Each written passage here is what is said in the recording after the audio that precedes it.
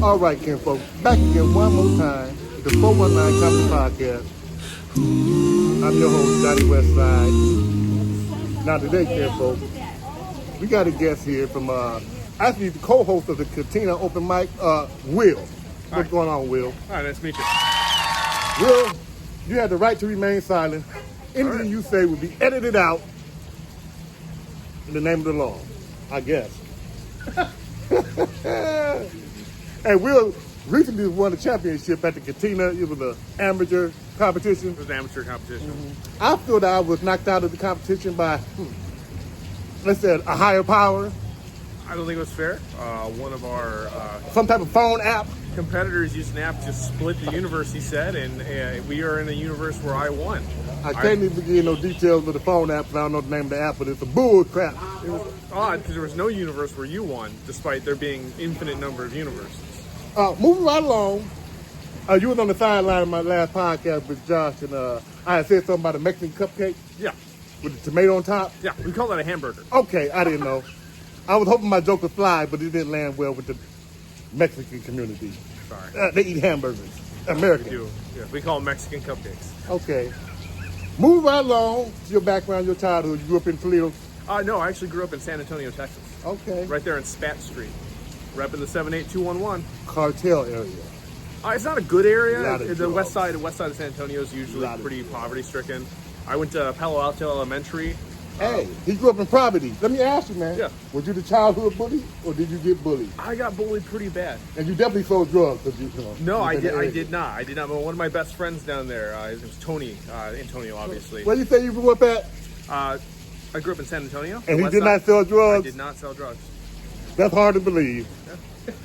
No, my friend, his name was... The feds are listening. I know. The FBI is watching. We know. Move right along. Okay. We don't want to talk about that. Okay. But you wasn't a bully. So I was not a bully, no. You had older brothers, siblings? Yeah, I have 2 older brothers. That would explain why he didn't get bullied. Yeah. You learn to defend yourself. He was the bully. Yeah. He was the bully. I was not the bully. I was... What do you think about clean comedy, man? I want to ask you about Bill Cosby or Sinbad in the 80s.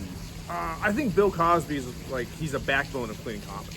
You know, I think we need more clean comedians because there's Bill Cosby, Brian Reagan, Sinbad, and a handful of them others. But too many comedians rely on swear words or dirty subjects or whatever. Yep. Bill Cosby, dude, he's the man. He really showed that you could be funny without being dirty. You know, without being inappropriate. 2 thumbs up for Bill Cosby, man. Growing up in San Antonio, man. How old do you think I am? I'm guessing, I'm going to ask the question. How old am I? I'm guessing you about 29. 29, yeah, I'm 29. So I was born in 82, naturally. Okay. Okay. So you already been funny? No, I had to develop this. Okay. I like to call your joke, radio jokes. Radio joke? Why do you call them radio jokes? You know, it's the type of joke you hear on the radio and the newscasters we read or say. I did. When I was growing up, I used to listen to Bob and Tom in the morning every day. Chick McGee is one of my favorite comedians. Yeah. I wish I knew what year it was. I called the Bob and Tom show. Yeah. Big stuttering problem, but I had to do a rewrite the joke for Bob Zaney, I think. Yeah. What's up? Did you have the miserably, but they had me on TV on the radio. Nice. Well, congratulations. Bob That's where I first heard Haywood Banks is one of my big influences. Okay, Haywood Banks. That's the one they just landed. Yeah, he did the Big Butter Jesus song. And when I first moved to Ohio, it blew my mind to see this big, massive, and it looks like butter. It looks exactly like butter. Okay. Yeah. A bit like Jesus too, but mostly butter. All right. Tell us about your first love, man. What was your first love? My first love was in high school. It was my junior year. It was with a little Latina girl. She's like 4'11". She's probably like 5'3", but she's a very short girl. Her name, should I say her name or should I use a... I mean, whatever. She's way in San Antonio, right? And she cheated on you by now. Hell. We've been broken up, so I don't think she's cheating on me. Cheated. Anyways, she went by Emily, but her name was Amelia, obviously. Her last name was Castillo. And we met in junior year of high school.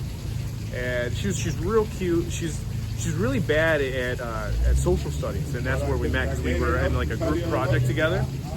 And it just started from a group project into a little romance, and we went to junior year proms together, which is really, really interesting. She couldn't afford a dress, and I couldn't afford a tux, so I just wore, a Walmart button down, and she wore her mom's old dress.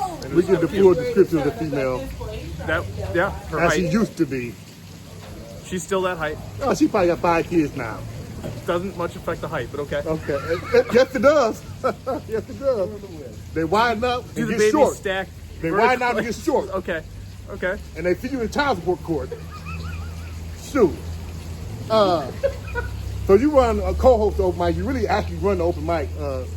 How do you feel about comedy etiquette when it comes to your equipment and how people treat their equipment?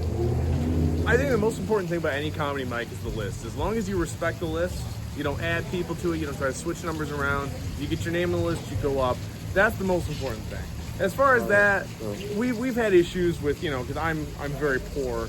We've had issues with mic stands that would fall over. We've had issues with speakers not having the right number of cords.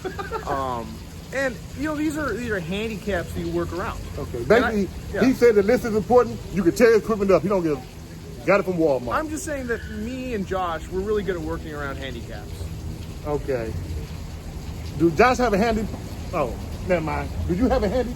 Do I have a handy? A handicap permit? You already drive Josh around. Do you have? You don't get one for your passenger. Oh, I didn't know. Normally. I never had handicap parking on my street. Do you, I deal with the handicap. So when you drive around, do you have a passenger so that they have a valid license? Is that? Well, I'm black. You don't need a valid license as long as you got a car. I don't think that's how the law works. We ain't talking about the law. I said I'm black. The law never respects us no way.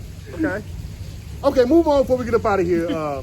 Is there any question you want to ask me? Yeah, where did you grow up, Johnny? I grew up on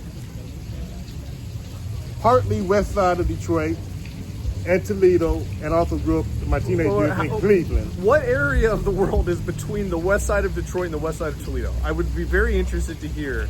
Well, I grew up on the west side of Cleveland also. Okay, and Cleveland. In my Well, junior all high. of it is on the west side of Cleveland, considering. Well, in my adolescent years, Those teenage are years, I was three back very and forth. different. What's the west side of all three of those? That was me, Okay. JohnnyWestside. Okay, JohnnyWestside. Okay. But yeah, I grew up in Toledo, man. Started off doing rap, changed my name a couple times, but I've been JohnnyWestside about 30 years now. What was it like getting into rap in the early 80s? I wasn't rapping in the early 80s, but in the late 90s, early 2000s. Yep. Did you find that 9/11 changed the rap scene? No. No? No. You weren't affected at all by 9/11 or the Patriots? I mean, it was on TV constantly. Hell, we didn't want to watch mainly that shit. one day. 9/11 had no, it was a Did scandal. it annoy you on the 11th that they kept playing it? I know exactly where I was at. You They wanted played to it watch for a week MTV. straight. All right, before I get out of here, one more question before you hit the road, man. Showtime at the Apollo or Kill Tony? Kill Tony. Okay, Kill Tony. You gotta rep Texas. Okay. San Antonio and Austin. Yep. All right, Will. Until next time, well, thank you for stopping by the 419 podcast. Oh, yeah. He's still representing Big Texas, everything big in Texas. Yep. And we're going to holler. Gonna home. See you guys. Thank you.